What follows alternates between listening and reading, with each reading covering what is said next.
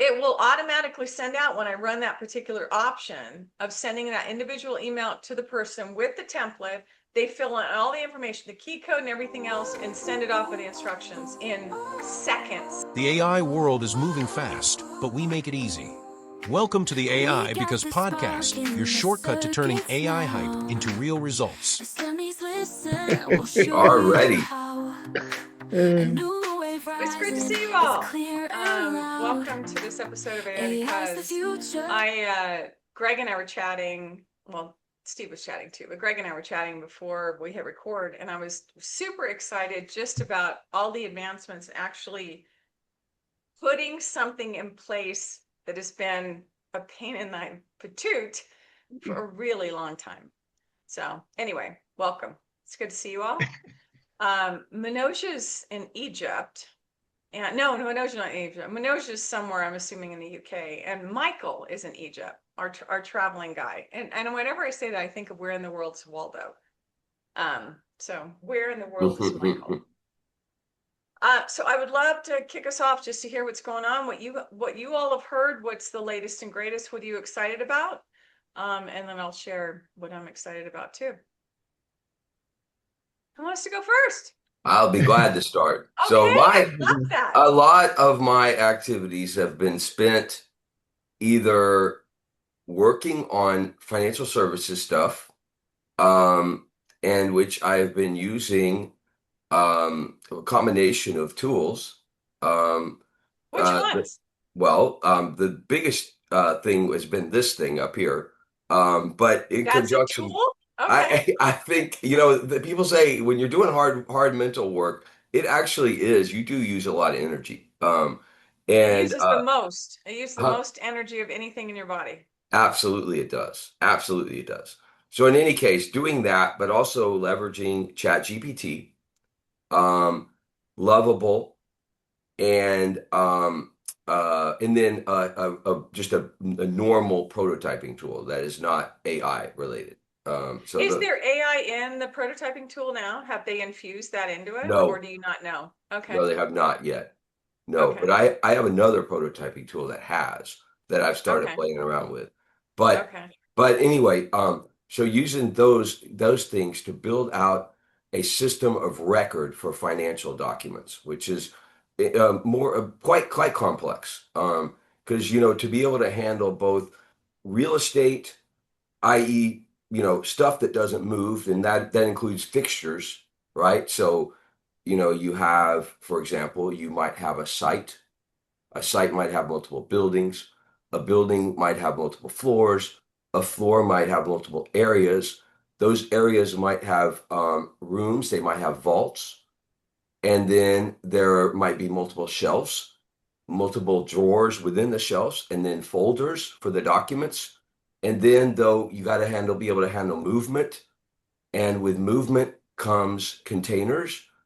And a folder is a container, but then there's also pallets, there's cases, there's boxes. So it feels like Um, you're talking about inventory, asset management type stuff. yes, because ultimately when you have a bunch of documents that you have to secure and keep track of, you have to be able to know where they are at all times. And there has to be a system to track. For example, let's say you send some documents to an attorney in Chicago or whatever, you need to be able to Right. track that. So yeah, absolutely. So that's like a tracking system. But the other thing that came to mind is when you were talking about movement, Hmm. there has to be some, and I think about my luggage Hmm. when I fly, Hmm. right? Now Hmm. what you can do with the baggage tags is you can track where your bag is. Hmm. And Hmm. and it will show you, oh, your bag has been loaded onto the plane, Yeah. and so I do watch for stuff like that now Hmm. because I Yeah. want to relax, to know, okay, yeah, so I checked it at the ticket counter and that puppy is on the same plane I'm on. Yes. Yeah. It might be relaxing. Now, if you found out on the other hand, it was sitting in some airport in Yeah, I wouldn't want that. Yeah, Yeah. I wouldn't want that. right, That would That's not make me happy. yeah. right. I've had that personal experience. I mean, my bag was left in Dallas, and Mm, so at the counter where we all go to complain, the lady ahead of me actually had one of those devices, and she knew exactly which airport her baggage was at in South America. Yeah. And so it was actually really impressive. Yeah. Yeah, that is it really is amazing. Yes. And to be able to track it, right? And then but I and gotta then tell so you, I gotta tell you this little joke that came up. I was listening to something they were Mhm. talking about along those same lines. And I think it was one of the ones about manifesting and positive energy or whatever space you're in. I think it was Esther Hicks Abraham. So it's this one podcast stuff I've been listening to recently. Mhm. But what she was talking about, she was telling the story of these people that this guy went up to the ticket counter and he said, he was checking in for his flight and he said, and I'd like my bag to go to Rio and, maybe Australia and New York and stuff. Sir, your bag can only go where you're going. Well, that's not what happened last week.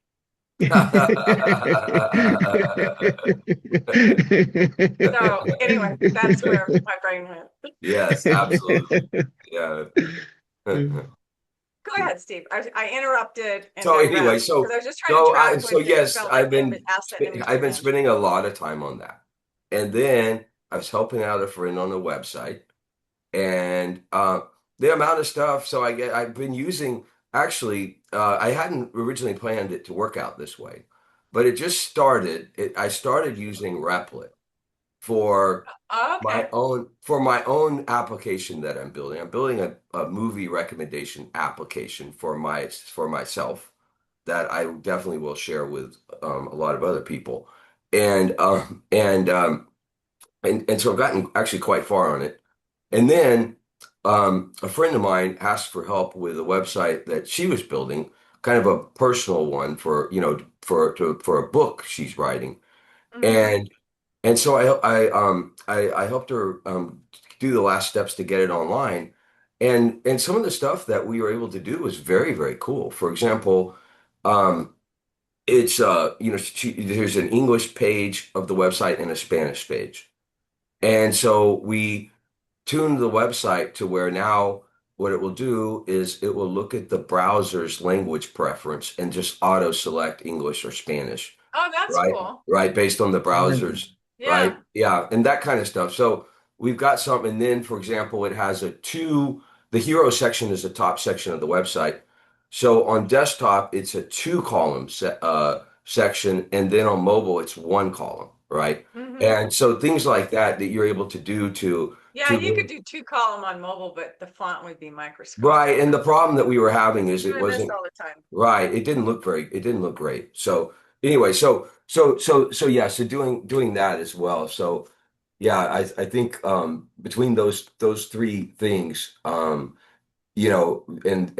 yeah, it's very, very interesting though, to see. Um, What are you most excited about?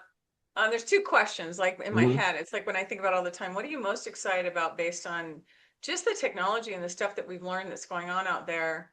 Um, and what are you most surprised about? Because when I think about where we were a year ago, right? Because we're recording at the end of 25, but this will mhm, launch in 26. mhm. Um, I think back about where we're at and how far we've come, and the stuff that surprised me that so that's what I wonder.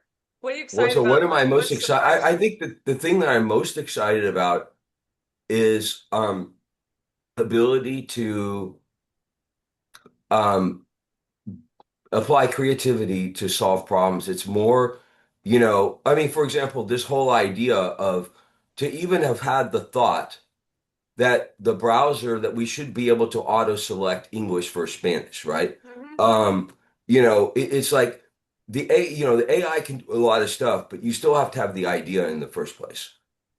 And so it's exciting to me to be able to test out all these different ideas. Um, Yeah. but I will say this in this no in no it's becoming very it's not that it's always been this way. It has always been that Did you no see the path that his brain just went? that human connections, It's you know always been what? this way. It's like technology can evolve and technology can be incredibly complex, incredibly sophisticated. But what still will always matter, and probably even more so with AI, is human relationships. Hmm. Because you have to have you got to open up collaboration, right? And I would say that that the openness to collaboration is both with our fellow humans as well as with the AI itself. Hmm. Um, and I think it's possible to go quite far there. Yeah, I did a podcast with Kyle Draper, and he's a coach and author. He's got a publishing company and other, but he's funny. He describes himself as former pastor turned accidental roofer turned speaker and author, right? So he's just got Hmm. all this stuff going. And we ended up stumbling along the AI conversation. He goes, I know, Michelle, this isn't a podcast on AI.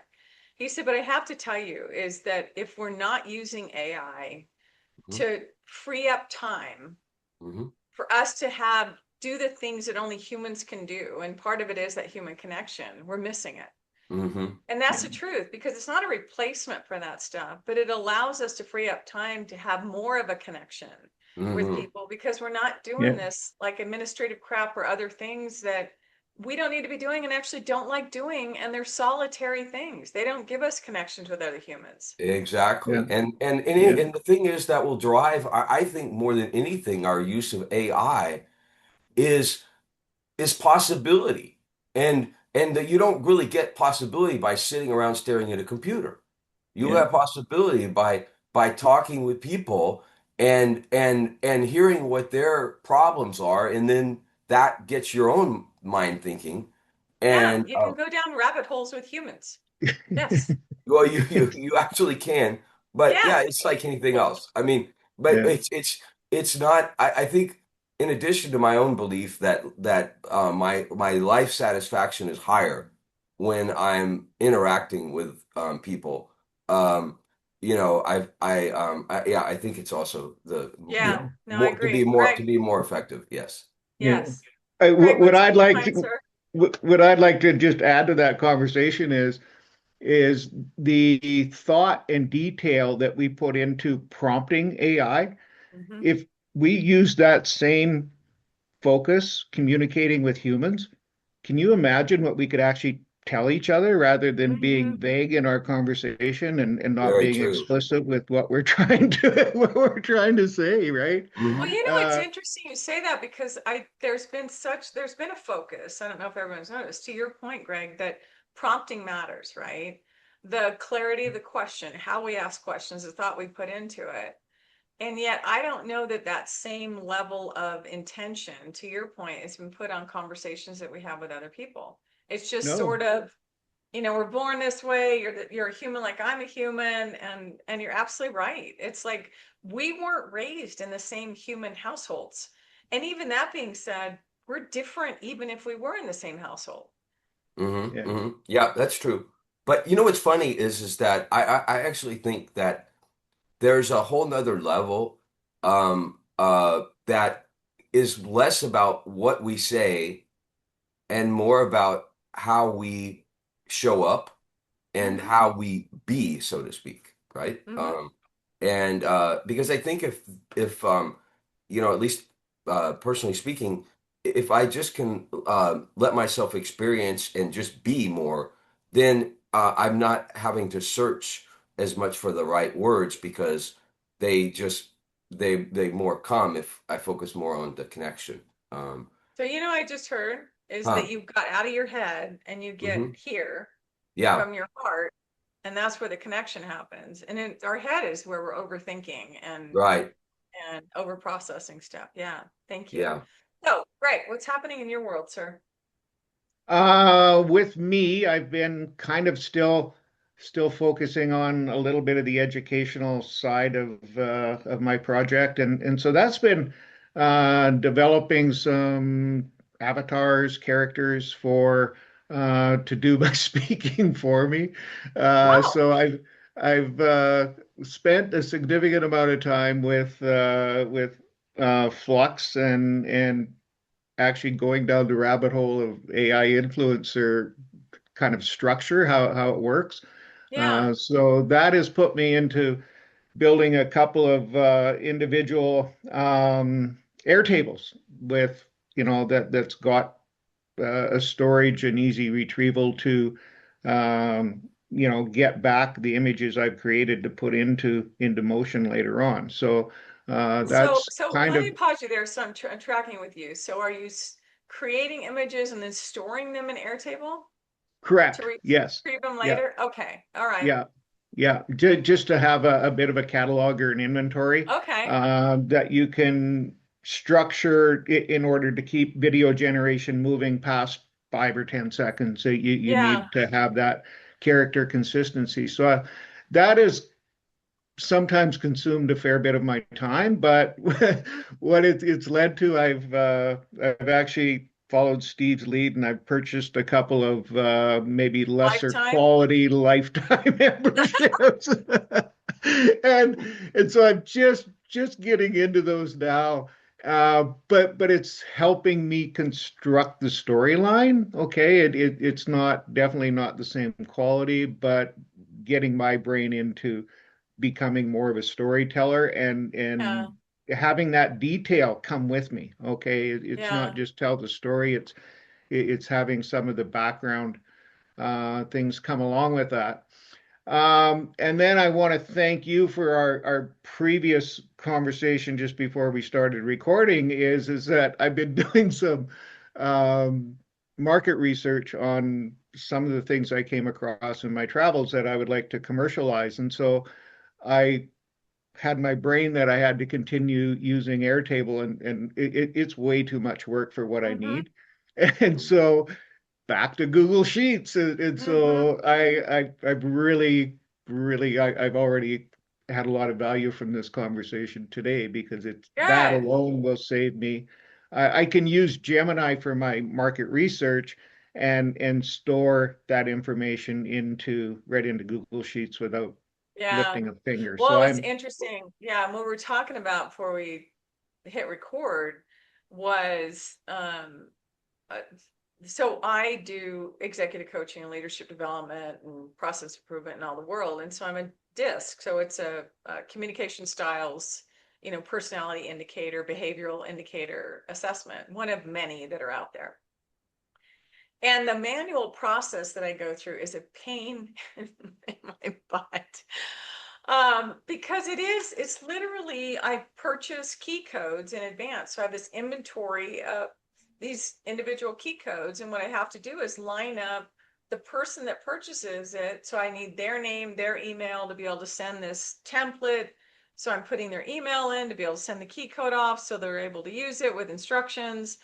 And then when the results come back in, I get it via an email, along with the gazillion other emails. So if you watched any other episode, I have over 14,000 emails in this inbox, right? So there's a lot coming in. So I get this email back with the results with a link. And so then I save a copy of the PDF, this 32-page report. And then I send a copy, so another template to the client with the results, just some recommendations on what to do. It's okay if it's one or two at a time, but when you're talking 20 or 30 at a time, that's a huge time suck. And there's so many opportunities for me to get it wrong. So I'm always double checking. Do I have this? Am I attaching the right report? All this stuff. So there's been a number of podcasts, and Rob, the AI guy, I think that's what the podcast name is. I follow him because he has these things. And what stood out for me is the first time he talked about Google and Notebook LM.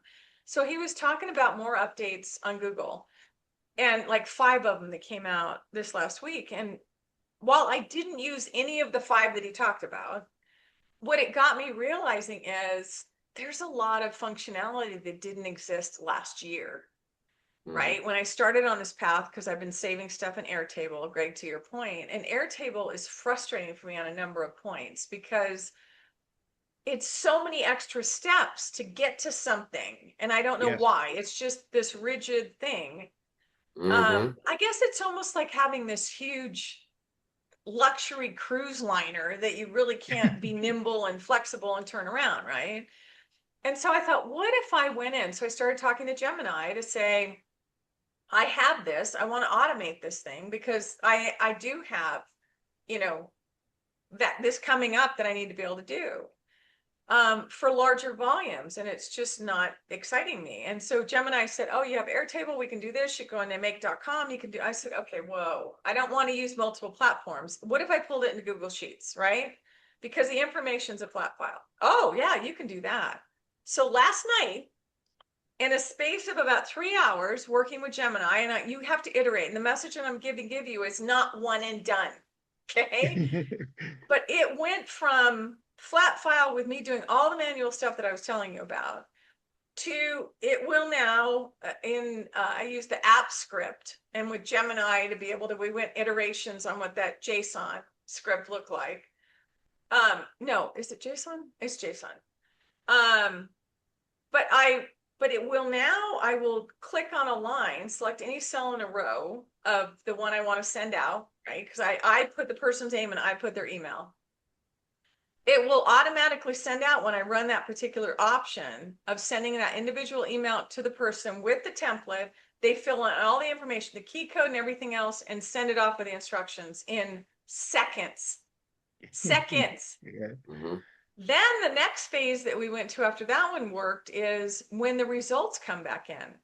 So when the results come back into my email, it's unread, right? So it includes a link to be able to view the results, the person's name, all that stuff. It will now, when it searches through, there's another action that I can sync up results. So it will look at my inbox, look for an email from this place that's unread, go ahead and match it up to my spreadsheet with the name, and then it will save a copy of the PDF to my Google Drive, send a copy of the PDF to the person with all the instructions I normally do in my template, and update the results date that the stuff came back in seconds. Wow, it's really impressive. I mean, oh my gosh. Yeah. So this was, granted, there's the thing that I'm still working on because the OCR is not reading right. I want to be able to take the style that the person is, but that's on the first page of their results of this PDF, but it's not able to read it. And last night at 8 o'clock, I went, I think we're good enough. Because what it will populate in my spreadsheet is manually look at PDF or manually refer to PDF. So I have to go in there and pull it. So what?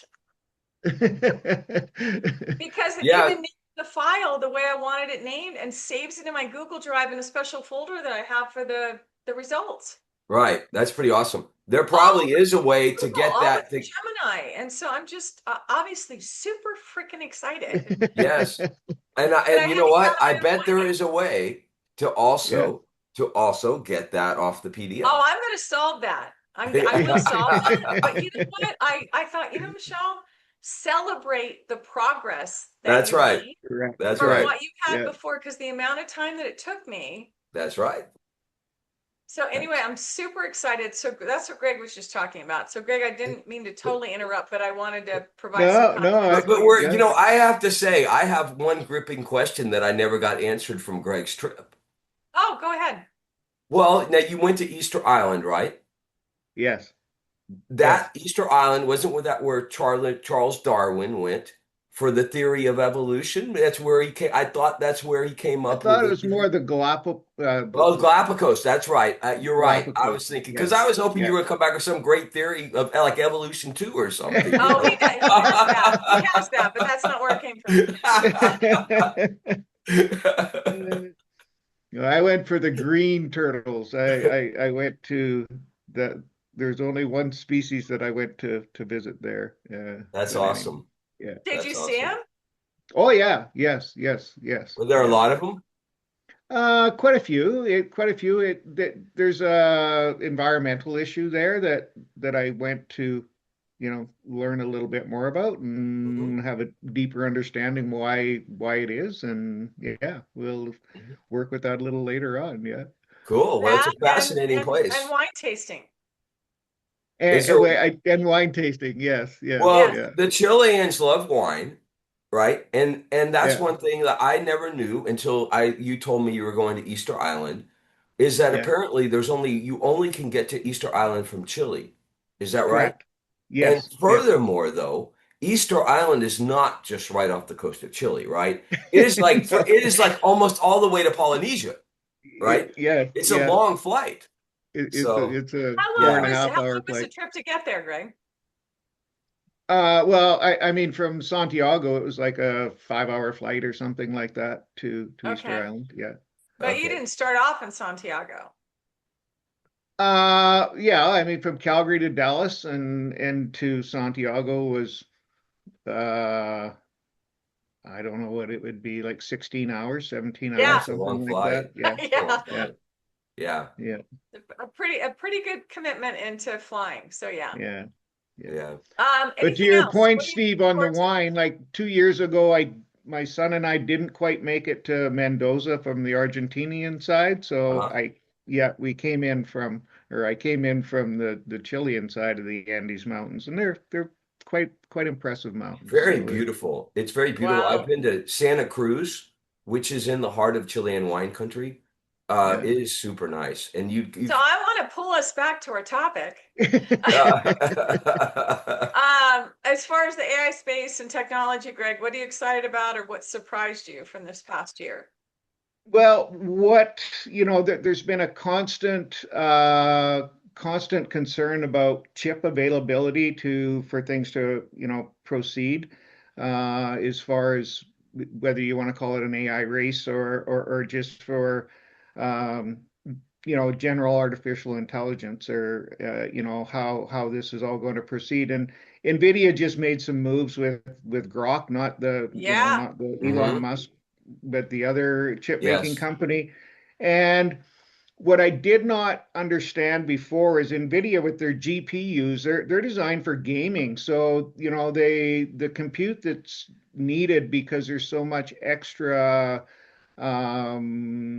use for imagery Yeah. and things is not necessary. So, the idea these LPUs or language processing units and Hmm. Google's tensor processing units, where things are coming together, where the progress is going to definitely keep going, and these chip concerns are not going to be relevant. No, As and I we love move the way forward. Well, that they structured that thing too. It's interesting. well, exactly. And Yeah. to avoid just the is it antitrust? Yeah, I think it's Yes. anti. And to Yeah. avoid Yeah. So, antitrust. and what I'm excited about, to your point, is one of the things that has been a major concern is the compute power that's needed to be able to run this stuff. And it's like, bring the appropriate stuff that you need for the task at hand, right? And it Hmm. would Yeah. be like, if let's say it's, 30 degrees Fahrenheit outside and you're dressed up for 40 below. Yeah. You don't need to over prepare for this stuff. And so the exciting part is it brings to the platform, number one, it makes Nvidia still relevant, right? And not Mhm. as at risk because of what Google has been able to do in their space. Right. But it also provides to say, you know what, there's more flexibility here. You don't need this thing. You need it for learning and all that stuff, but you don't need it for the application and actually running the stuff. So it's exciting in that way. Yes, yes. So I think Yeah. that's a huge benefit. And then, there's a few glitches along the way. And I remember Michelle telling me about having quite a little rainstorm in her recent history. Well, it sounds like the Waymos in San Francisco were Oh, affected directly by the power outage. So there was Waymos that just kind of stopped all over San Francisco because of the power outage. So yeah. so that was Mm. an interesting thing that You we know what we surprised need me to work about on. that? Because I was surprised that that happened because the exposure that I had to that was from Tesla's version, the robo taxi that Elon Musk is doing, because they're all self-contained. And so when I first heard that story, I'm like, what the frick? Why is this happening? Well, Waymo isn't designed the same way that the robotaxi from Elon Musk is, to where they're totally self-contained. So they're cut off from central point while they're out doing their thing.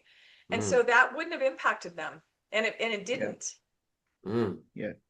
Interesting. So yeah, lastly, I mean, going forward, what has been amazing, I mean, we still have hallucinations with our general working models, and that will continue to be the case for a while. But really, what has happened in the last year is the image creation is just, yeah, it's just incredible how much things have improved. So when we had talked, 6 or 8 months ago that it's only going to get better, and that's something that is definitely proven itself, that the image creation is amazing, and what's going to happen in the music industry probably in the next 12 months could follow. We'll see how that goes. It's so funny you say that. I look back at when I think about that, what has changed for me in my processes, right? So creation of thumbnails for podcasts is, before, it was an arduous thing. I mean, I would depend on Canva stock for stuff in the beginning.